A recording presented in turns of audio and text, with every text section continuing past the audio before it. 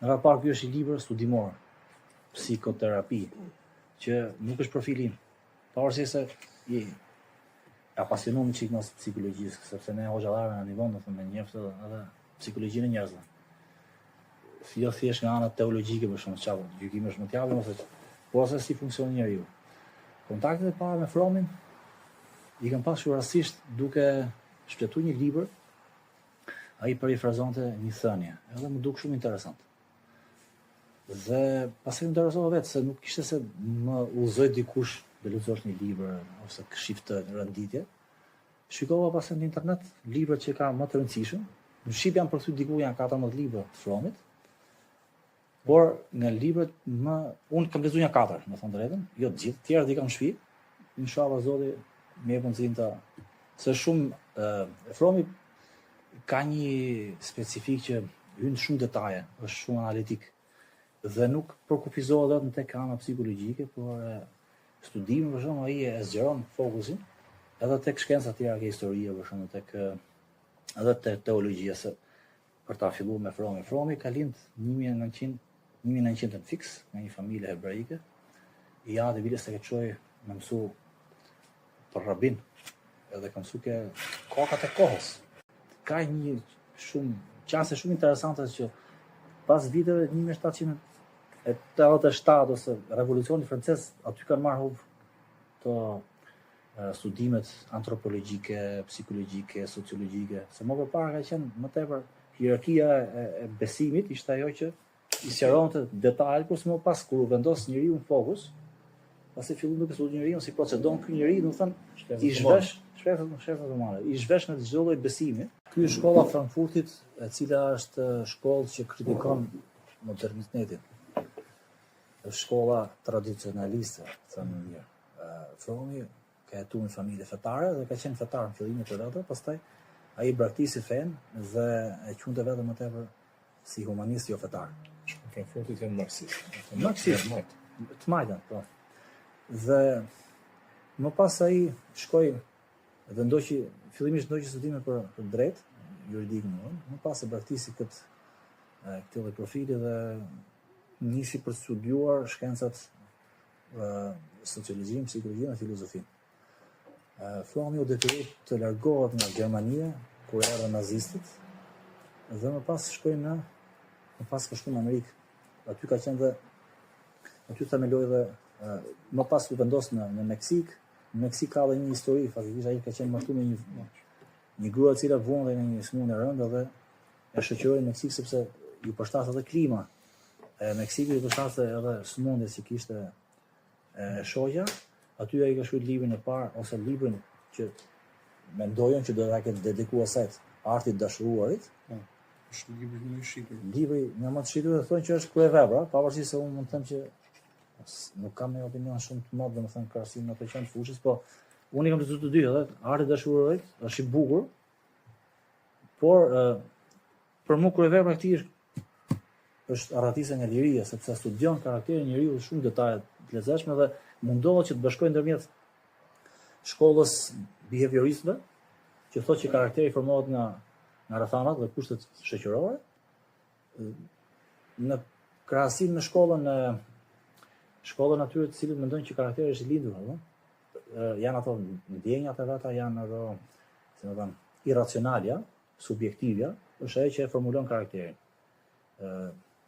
Fromi pastaj u largu, aty shkoi në Meksik, aty themeloi departamentin e psikologjisë ose psikanalizës.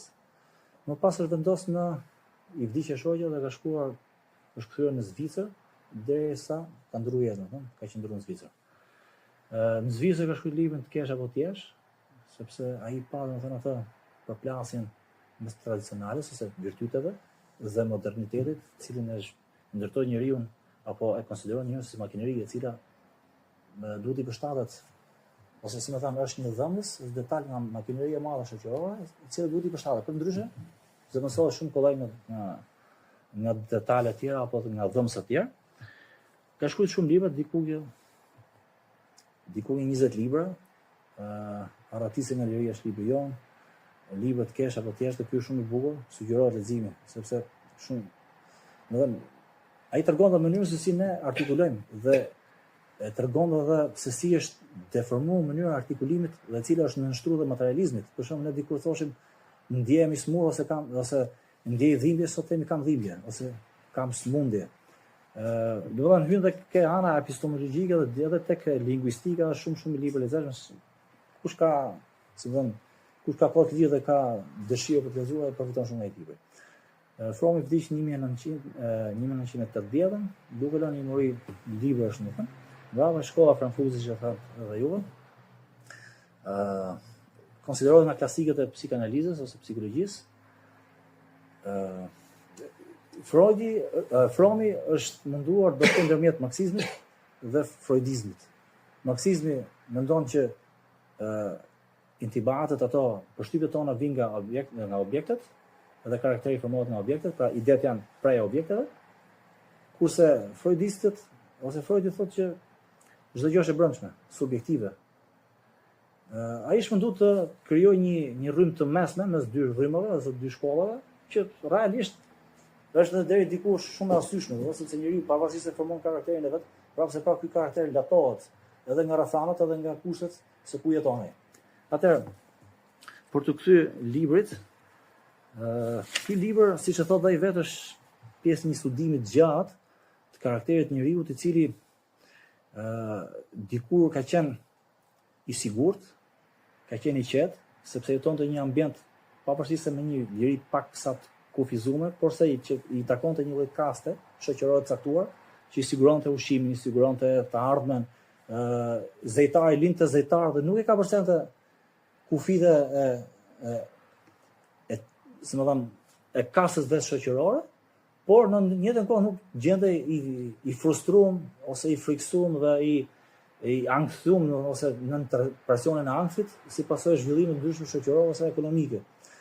Dhe Fromi do të na tregojë që ky njeri u zhvendos një situatë tjetër, situatë e cila ka lidhur me modernizmin, sidomos pas revolucionit francez, i cili e vendosi përballë disa situatave që u gjendi pa pritur, me të vërtet ai realizoi gjithë liritë e veta, por në të njëjtën kohë gjendej vetëm dhe i detyruar që të krijojë disa varësi të reja. Pra ai iku nga varësia e kasës vetë shoqërore ose situatës ku jetonte dhe u mundua që të ishte i lirë, por se nuk arriti dot lirinë. Dhe u gjend i detyruar përpara disa kushteve sociale që të krijojë disa varësi të tjera, varësi ekonomike, varësi politike, varësi sociale, varësi fetare e tjera më radhë. Atëherë fillimisht ai hap kapitullin e parë me lirinë, që është koncepti i lirisë, është koncept psikologjik. Dhe thotë që betejë e parë e njeriu është betejë për të sunduar natyrën, për të qenë i lirë, për të zhvesh nga të gjitha varësitë që është gjendur i krijuar për tyre, domethënë, për këtyre varësive, varësia nga toka, varësia nga niveli shoqëror, varësia nga prindërit, varësia nga kasta, nga çdo lloj tjera. U mundu që të jetë zoti i natyrës, me kuptimin ta zotërojë natyrën. Por në të njëjtën kohë, këtë lloj dëshire që pati për të qenë i lirë, kjo është liri e cila është e krijuar me njeriu, është në karakterin e njeriu, apo është liri e fituar nga kushtet rrethanore. Kjo liri a është e njëjtë statike për të gjitha shoqëritë, apo është, si më thënë, është në përpjesim të zhdrejtë me zhvillimet apo me sistemet ekonomike, me emancipimin e shoqërive apo me kushte të tjera. Dhe kjo liri a është totale dhe ka mundësi njeriu që të ndjehet i lirë totalisht pas një lloj varësie, dhe nëse ky nuk është i aftë që të realizojë lirinë absolute, agjendat i detyruar që të nënshtrohet ndonjë autoriteti tjetër, dhe kjo ndjenjë në nënshtrimit është ndjenjë e cila është lindur me të apo është e krijuar në varësi të rrethanave, dhe kështu e fillon. Faktikisht ai tregon më pas një thënie, ka dashur të na vendosi përpara dy shkollave të mendimit. Ai perifrazon Hobbesin, që thotë që dëshira për pushtet ka të bëjë me egon, që është pjesë e karakterit njeriu. Por thotë nga ana tjetër, thotë njeriu i tillë u gjend, apo kjo shkollë e mendimit u gjend përballë një zhvillimi politik, siç ishte ardhja e nazizmit, sepse këto menduan që kjo lloj shkolle, mendimi shkoi deri tek ky konkluzion, duke thënë që këto janë, pra, domethënë dëshira, ego, kjo subjektive dhe karakteri dhe këto cilësitë karakterit janë relike të vjetra, kohë të vjetra ku njeriu ka qenë më i egër, ka qenë më i pak i emancipuar, më pak i zhvilluar në çdo lloj aspekti shoqëror. Dhe me zhvillimin e shkencës, me përparimin e shkencës dhe arsyes normalisht, duke qenë se shkenca dhe arsyeja komentojnë çdo gjë dhe japin zgjidhje çdo gjë, atëherë këto janë disa relike të vjetra që nuk, domthonë, për shembull, problemet ekonomike thot Fromi, thot sipas kësaj shkolle janë aksidente, se nuk janë probleme që përplasen ose që përballen shoqëritë në mënyrë permanente. Po thjesht janë, si më thënë, janë disa situata aksidentale, por kur vendosen përpara disa situata të tjera, për shembull mas vitit 1900, atëherë kur erdhi nazizmi në fuqi apo në pushtet dhe pan ato ndjenja diabolike dhe dëshirë të madhe për të sunduar njerëzit dhe gjithashtu për të bërë krime, për të bërë, domethënë, për të shprehur agresivitetin, ato vendosen përpara një dileme të madhe, atëherë nuk qeka kjo që ne arritëm në konkluzion, por paska diçka tjetër përtej kushteve rrethanore. Dhe nuk është ky, domethënë, mendim, si më thënë, produkti i shkollës Durkheimit, i cili thotë që zhvillimet historike janë thjesht disa sekuenca të mbartura njëra pas tjetrës, thjesht empirike apo, si më thënë, statistikore, janë zhvillime statistikore dhe karakteri i njeriu s'ka asnjë lloj roli për të vendosur atë, si më thënë, për të vendosur gishtin e vet apo për të dhënë kontributin e vet në zhvillimin shoqëror. Atëherë, më pas Fromi tregon që këto lloj situate të vendosur përpara kësaj gjendje, pra me ardhen e nazizmit, e ka parashikuar disa filozofë tjerë siç është Marxi, Nietzsche, Freudi, dhe ai më pas thotë që fillon të tregon dhe mendimin e Freudit, unë do zgjatëm sepse ne edhe kohë nuk kemi shumë, po më mirë se diskutim. Ai sjell mendimin e Freudit që thotë, Freudi ka një mendim sublimimi ose teza e tij, ç'është sublimimi, thotë njeriu ka disa ndjesi irracionale, të cilat vendosen dhe dalin në pah në varësi të kushteve. Fromi e përkrakët deri diku këtë lloj ideje, por jo duke atashuar çdo lloj problemi karakterit të njeriut tek analja, tek oralja dhe tek genitalia, por thot ka dhe ndjesi të tjera dhe ka dhe impulse të tjera, të cilat janë të mbartura ose janë të vendosura në karakterin e njeriut, të cilat presin momentin e saktuar që të dalin në pa dhe do të ngacmohen nga rrethanat dhe nga kushtet ku jeton njeriu. Njeriu mund përshtatet, thot, në varësi të këtyre rrethanave, dhe përshtatja, thot, është dy lloje. Kemi përshtatje dinamike dhe statike. Përshtatja statike është ajo përshtatje e cila dhe jep rastin e kinezit për shembull që shkon në Amerikë. Ai thot mund të haj hamburger, ai mund të vishet si amerikanët, thot, pra ta braktis kulturën e vet, por përqafimi i kulturës së nuk i ndryshon karakterin. Kemi pasaj, thot, ky quhet përshtatje statike, kurse përshtatja dinamike është ajo përshtatje e cila rrethanat dhe kushtet se ku jeton ndikojnë te karakteri i njeriu. Edhe jep shembull një baba i cili ka një fëmijë dhe mundohet që të jetë shumë autoritar, t'ja skematizojë gjithë jetën e tij nën dëshirën që ky fëmijë të bëhet i mbartë më radh. Ky fëmijë ka disa impulse dhe i shtypen. Dhe pasojë e kësaj shtypje fillon dhe krijon ankth. Dhe ky ankth ndoshta edhe mund derivojë deri edhe në agresivitet. Kështu që thotë ka pru këto dy ndarjet e përshtatjes, pra njeriu në bazë rrethanave përshtatet. Ka njerëz të cilët përshtaten totalisht dhe e kanë si nevojë për të mbijetuar një shoqëri të caktuar, dhe ato i përshtaten çdo lloj trysnie, ndryshojnë dhe karakterin, krijojnë varësi të reja. Ka dhe njerëz të cilët nuk i nështrohen kësaj përshtatje, por kësaj trysnie pastaj thjesht përshtaten në aparencë. Pastaj se ka shumë për të folur puna pastaj. Kapitullin e dytë, unë po e bëj shkurt. Kapitulli i dytë, Fromi do të tregoj konceptin e individualitetit që lidhet me shkëputjen e tij nga ambienti.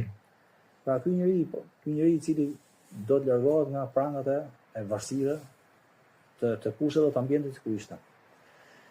Ky thot I ngjan një personi I cili një fëmijë të vogël, I cili shkëputet nga kordoni, nga lidhjet që simbiotike që ka me të amën, pra pas lindjes.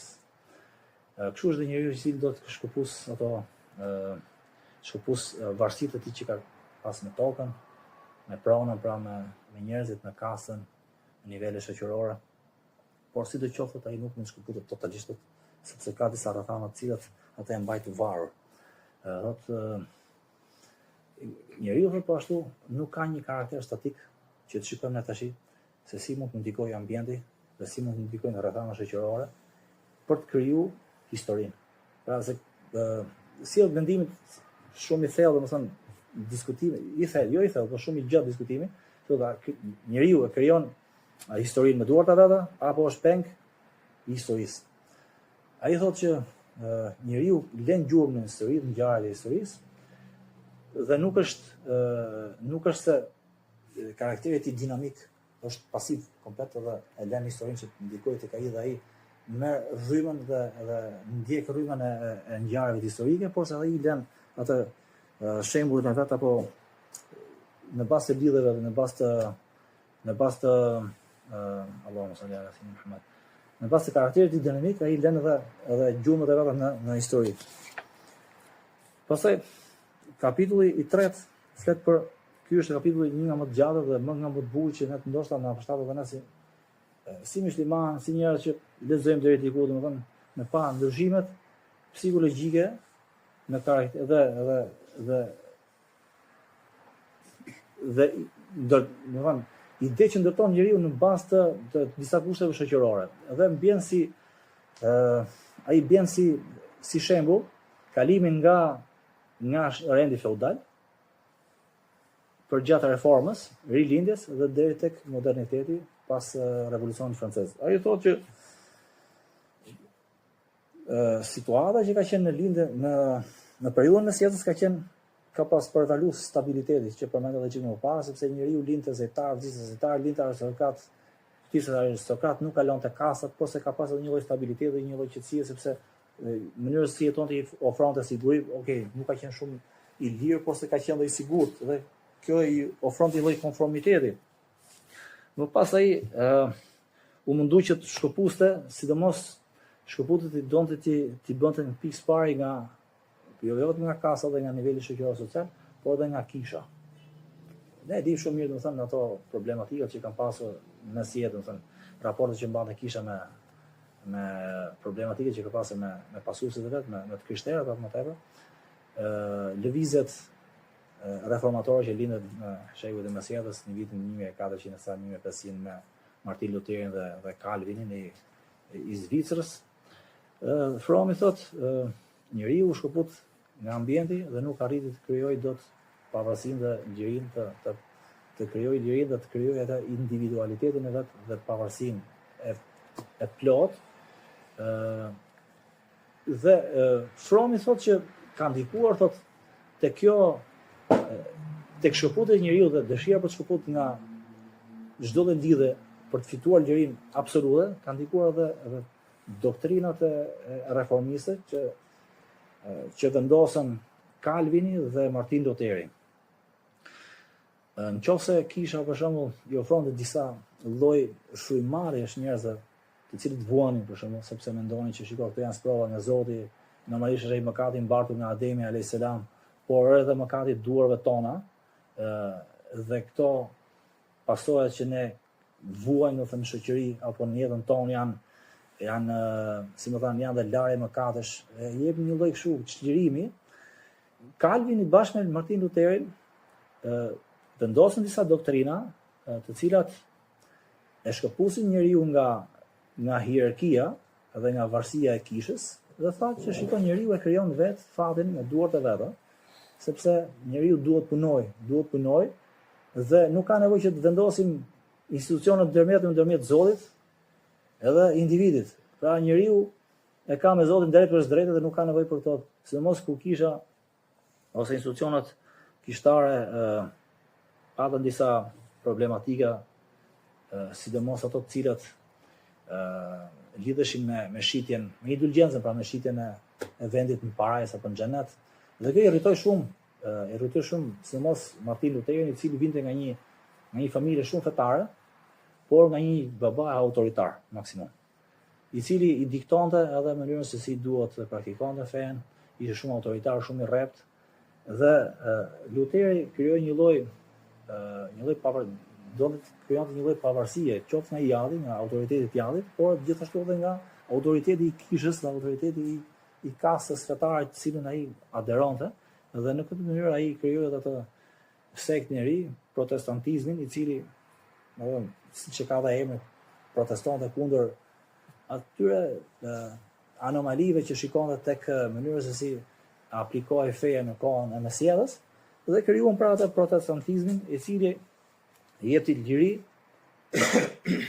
totale njeriut për të krijuar fatin vetëm në thonjza, dhe thoshte që njeriu është përgjegjës për aktet e vet dhe nuk ka nevojë që të ndjek sakramentet e kishës për të shpëtuar. Njeriu shpëton vetë. E para dhe e dyta, Calvini biles ka pas një lloj vendosi një lloj doktrinë që thotë që ishte më ekstreme akoma, që njeriu është i detyruar, njeriu është i caktuar paraprakisht që në kohën që mund ta quajmë kohë apo që në primordialitet, pra para lindjes tij, është vendosur nga Zoti që fati i tij do jetë nga të shpëtuarit apo jo nga të shpëtuarit. Dhe më pas, po përderisa kjo është enigm dhe është e paqartë, ai duhet punoj.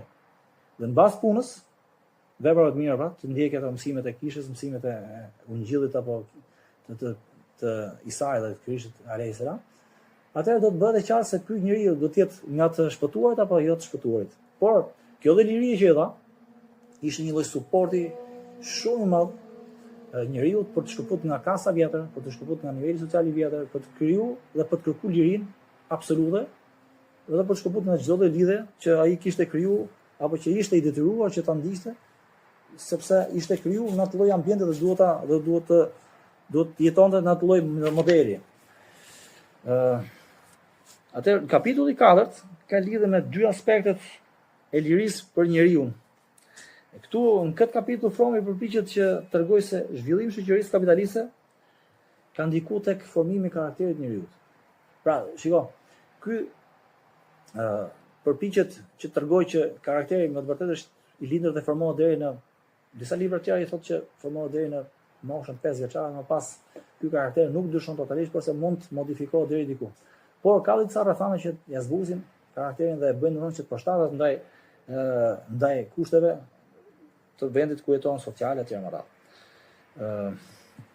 Atëherë Fromi e nis me një arsyetim shumë të zezë ku thotë që problemi i lirisë nuk është vetëm saksior, por është edhe cilësor. Do të thonë ne kemi nevojë që të jemi të lirë, krijojmë liri, por duhet të dimë se çfarë lirie kërkojmë. Do të jetë cilësor. Pra ne duhet të sigurojmë vetes tonë atë liri të cilat janë dobishme për individin dhe ja lejojnë që ai të krijojë personalitetin e vet individual, pa pasur nevojë që kjo liri pra të jetë, si më thënë, të shndrohet në barë për të që më pas ndjeti dyrosh që ta hedhë poshtë. Në këtë pikë ai jep shembullin e çlirimit nga pushteti i kishës, por ai krijon varësi duke besuar në çdo gjë. Pra, duke pas, si më thënë, një lloj antipatie për mësimet e kishës, pra çdo gjë është interpretim i pristërinjve dhe i kastës pristërinjve. Pra qofshin ato interpretime që lidheshin me shkencën apo që lidheshin me interpretimet aq më tepër pra me mësimet e Ungjillit, është atributi i tyre. Por, është atributi i tyre. Dhe ata kanë drejtë vetëm ata ta interpretojnë. Ashtu e kanë pas, domethënë, siç është, Ka prodhuar ekstremin tjetër. Ka prodhuar ekstremin tjetër që njeriu i tillë apo që gjendet në një situatë tillë, u mundu që të besonte çdo gjë që vinte nga shkenca, ose nga zhvillimet deri te atyshme të shkencës, pa marrë parasysh se këto ishin vërtetuara, pra ai janë u kthyn me ligje apo ishin thjesht hipoteza të ngritura? Rasti Umberto Ecos, për shembull, është qenë krishterë, është bërë ateist. Që ka shkruar një tonë filit. Fromi ka dashur të tregojë që me çlimin e njeriu nga institucioni i fesë ndryshoi edhe koncepti që ai kishte në marrëdhëniet me njerëzit, marrëdhëniet me jetën, marrëdhëniet me punën. Ndërsa ai dikur në sistemin mesetar kapitali ishte në varësi të lumturisë vet, ishte shërbëtor, si më thënë, i jetës tij, dhe aq më tepër që ky kapitali ndihmonte për të arritur tek Zoti, për të krijuar lumturinë, apo për të ndihmuar për lumturinë e përjetshme, tash kapitali u kthye në Zot. Mori atributet e Zotit ose u kthye në padron. Që njeriu shërben te kapitali, i shërben te paras. Pra paraja ishte çdo gjë, nuk ushtru nga mjet nuk bën qëllim vetvete. Fromi këtë kapitull kërkon të vënë duke cilat ishin armiqt e brendshëm të njeriu. Partej atyre të cilët ishin të jashtëm dhe të dukshëm. Këto armiqt e brendshëm që njeriu modern krijon në varësi për tyre. Ai thotë se marrëdhënia mes punëdhënësit, pa ai jep disa shembuj.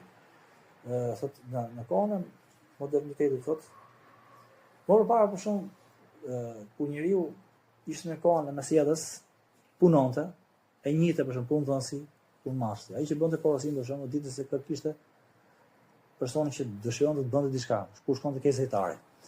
Në kohën e modernitetit është kur dikush do të porosi diçka ose të bëj diçka, ai nuk e njeh fare se kush pronari një fabrike për shembull. Ku ai don të, si më thon, që të punësohet, ai nuk e njeh pronarin, nuk ka kontakte fizike, humbi kontaktet fizike. Ai humb edhe integritetin e vet dhe bëhet e nevojshme që marrëdhënia mes dy qenieve njerëzore u shndru në instrument. Pra, njeriu nuk kishte më vlerë se ishte njeri, po thjesht ishte se ai duhet të bënte diçka. Dhe në momentin që ai nuk e bënte duhet diçka, ai hidhej poshtë dhe zëvendësoi me dikë tjetër.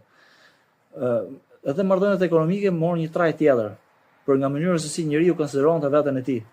Jo vetëm ekonomike, por edhe marrëdhëniet, si më thënë, me veten e tij. From thotë që njeriu nuk shet vetëm mallra, por shet edhe veten e tij. Për shembull ai tregon për krijimin e patentave, për shembull. Jo patentat e makinës, patentat e shpiket. Po, shpiket. Për shembull njeriu shet personalitetin e vet, shet energjinë e vet, energji për atë që di të bëj ose që ka mundësi të bëj.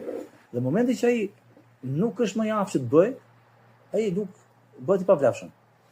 Dhe ka diçka shumë të interesante që thotë, ndërkohë që në kohët e vjetra nuk funksionon kështu në kapitalizëm, uni i njeriu personaliteti, sa individualiteti i tij u shkëput nga ajo që posedonte. Për shembull nga prona, nga prestigji, nga diploma. Një person nga veshja, për shembull ka një veshje caktuar, ose ka një biznes caktuar, ose ka një diçka që është identifikuar me të. Në momentin që zbehet dhe kjo, do të thënë, e humb atë vlerën e vet, edhe uni e humb vlerën e vet, sepse njeriu ose ngrehet me anë pronës, reputacionit, diplomave, ose e humb këtë kur i humb këto atribute, ose këto gjëra që i ka ekskluzive të tij atë. Kapitullin e 5, edhe ky është shumë i lezetshëm dhe shumë interesant, Fromi flet për mekanizmat e arratisjes. E ndan lirin dy lloje. Liri e dëmshme dhe liri e dobishme. Liria e dëmshme është ajo e cila konsiderohet si barë, dhe ai do të largohet nga kjo barë. Liria e dëmshme në vështrimin modernist është ajo e cila i krijon varësi nga statusi, nga kjo apo ajo, nga kisha, dhe të kërkon të lirohet nga kjo barë. Dhe shkon pastaj për kërkuar një liri tjetër, e cila është liria absolute. Ndërkohë që nuk e gjen, atëherë kërkon që të krijojë varësi të reja. Dhe shembulli më tipik, ai thotë është që liria e dëmshme është shembulli i mazokizmit dhe sadizmit. Ai ndan ose mekanizmat e arratisjes ose tigjes, ai përmend dhe i ndan në tre lloje. E para është autoritarizmi, e dyta është shkatrimi dhe e treta konformizmi për automatit. Tek autoritarizmi ai jep shembullin e mazokizmit dhe sadizmit. Të dy këto kanë nevojë për të qenë varur për njëri tjetrit. Mazokizmi ose mazohizmi është një lloj karakteri i cili është i dobët, i friksuar, i stresuar dhe i frustruar, i cili ndonjëherë ka aq dobësi sa që edhe kënaqet me dobësinë e vet. Ka njerëz thotë që kanë dëshirë që të ekspozohen smurë dhe të identifikohen si smurë sepse kjo sigur i krijon një lloj ndjenje mëshire të tjerëve për të, për kujdesje, dhe ka nevojë domethënë që të ketë dikë për të gjetë fuqinë që nuk e ka ke vetja. Dhe ka nevojë për një person tjetër që është më i fortë, më i ashpër, më i dhunshëm ndoshta. Ai pranon që të haj dhunën ose të ushtrohet dhunë vetëm që ai të identifikohet me dikë që është i ashpër, i fortë, që jep atë siguri që nuk e kishte. E kundërta është karakteri sadist, i cili pavarësisht se ne e shohim si të fortë, si të dhunshëm të tjerë, edhe ky ka nevojë për të kundërtën e tij që është mazokisti. Sepse edhe ky ka dobësinë e vet, pavarësisht na duket i fortë në aparencë. Të dy janë shumë të varur nga njëri tjetri. Kjo e para, kjo është autoritarizmi. Pra, karakteri i dobët ka nevojë për një shembull autoritar. Dhe këtë e gjen tek sadisti. Po dhe sadisti vetë ka element dobësie, sepse nuk mund të qëndrojë vetëm. I ndan pastaj prirje sadistën tre lloje, nuk do t'ja hyj tash sepse do të zjallem shumë. Prirja e dytë, ky thotë është shkatrimi. Kjo prirje shfaq tipare theksuara dobësie dhe për t'u larguar nga ndjenja e pafuqisë. Dhe sidomos kur ndjen vetëm të rrezikuar. Një person ndjen i rrezikuar dhe më pas ai thotë sa të shkatroj unë personin tim, më mirë pa shkatroj tjetrin. Pra, edhe këtu karakteri i këtij personi që do të shkatroj, që është shkatrues, ky karakterizohet nga dobësia, nga pafuqia dhe nga frika, sidomos nga frika. Dhe e treta është konfirmimi konfirmizmi prej automati. Këtu më tepër ka të bëjë me marrëdhënien që ka individi me një autoritet i cili është i padukshëm. Për shembull opinioni publik, gazeta, media, ose një lloj autoriteti që është anonim. Për shembull jep shembullin e disa njerëzve të cilët mendojnë sikur kanë mendime të veta personale, ndërkohë që ato mendime që i kanë të formuar i kanë të ndikuara nga opinioni publik. Për shembull jep shembullin e dy personave, dy peshkatarëve. Ose dy personave që janë breg detit. Një është peshkatar, thotë edhe shef kuzësh atmosferike, thotë mbash kuzë atmosferike, ky bën atë jep opinionin e vet. Ky është në rregull, pavarësisht se metodën e ka shumë të saktë, pavarësisht se rezultati është gabim. Thotë nesër do bëj shi për shkak. Ndoshta nesër nuk bën shi, por ama ky ka opinionin e vet personal. Ky tjetri që po prapë peshkatar, ky nuk ka aftësinë e parashikimit ose të parashikimit të kushteve atmosferike se çfarë do të ndodhë nesër, thjesht lexon buletinin e lajmeve që kanë lidhje me motin, shikon se si mund të jetë nesër dhe tash fillon dhe kërkon argumente. Po thotë sepse jo po reja, jo po era fry nga jugu, jam do bish. Pra ky e ka argumentat i ka sjell në favor të atij opinioni që ka krijuar që nuk e ka personal. Njeriu thotë këtu krijon mendime, krijon ide, krijon, si më thënë, kulturën në varësi të rrethanave ku jeton dhe mendon se i ka të vetat dhe i ka personale.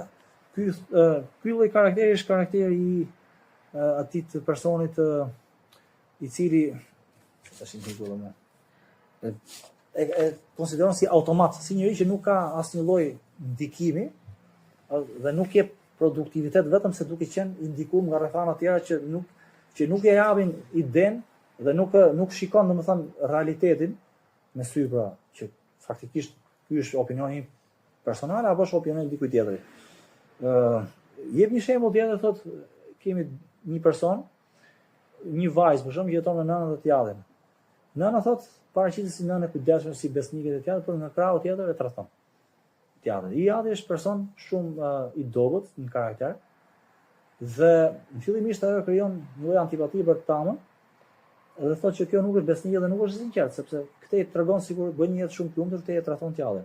Po më brapa, në varësi të kësaj varësie që ka ose sipas kësaj varësie që ka krijuar nga ama, karakteri i dobët i t'jallit, atëherë kjo fillon të shikohet ndoshta nëna ka drejt dhe fillon të jep drejt. Pra këtu e humb ajo atë, si më thënë, kritikën autentike të saj. Pra kjo nuk ka më kritikë dhe kjo kritika që dikur ishte në karakter, ishte, do të thënë, tek mendja e saj, si produkti arsyes, kthehet në një lloj në të kundërt e saj, sikur shiko, kritika është e dëmshme, madje nëna është sinqert dhe fajin e ka i jalli.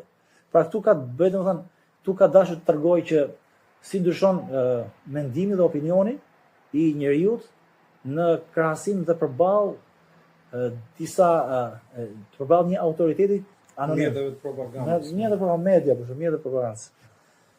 Dhe kapitulli i fundit që do ta trajtoj, besoj se ka kohë. Ka pak. Fromi thot, a ka ndonjë gjendje lirie pozitive ku individi ka mundësi që të jetë qenie e pavarur, e pa izoluar, e hapur ndaj natyrës, e hapur ndaj ambientit, ndaj njerëzve, ndaj botës sot, por pa humb identitetin e vet, pa humb atë, si më thënë, atë ekskluzivitetin për qenë vetvetja. Ai thot, Fromi thot, kjo gjë bëhet vetëm një aspekt që ndan dy pjesë. Duhet të qenë spontanët. Dhe spontaniteti është arrihet me anë të ndjenjës dashurisë dhe punës. Ku një person ndjehet i frustruar, ndjehet i përçmuar, pra nuk i jepet mundësia që të shprehë atë subjektiven e vet, të shprehë karakterin e vet, unin e vet, ky person nuk e ka arrit spontanitetin thotë. Dhe e dytë, këtë është puna. Njeriu me anë të punës arrin që të jetë bashkëkrijues. Ne ndoshta nuk jemi dakord në termat, por për të qenë i saktë për të mbajtur emanetin e të shprehur, do të thënë, është bashkëkrijues thotë, edhe është produktiv në jetë. Këto dy gjëra, dashuria, pra ky person nëse shkëputet nga një realitet dhe gjen një ambient i cili është paqëdashës, i jep të drejtë, i ofron mundësinë që ky të zhvillojë unin e vet dhe karakterin e vet, atëherë ky domethënë nuk krijon varësi të dëmshme, por se krijon edhe gjen lirinë e vet, lirinë e dobishme që e quajnë Fromi. Në të kundërt pastaj ai shndrohet në një person tjetër dhe humb ndoshta edhe komplet atë individualitetin e vet, humb personalitetin e vet dhe bëhet thjesht një automat